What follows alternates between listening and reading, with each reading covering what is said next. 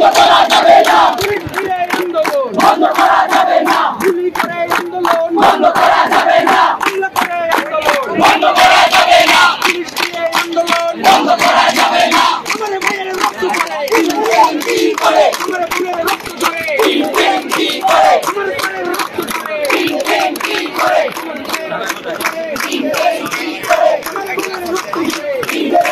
করে বিপ্লবীদের রক্ত ধরে কি করে রক্ত ধরে কি করে হল আমার অধিকার,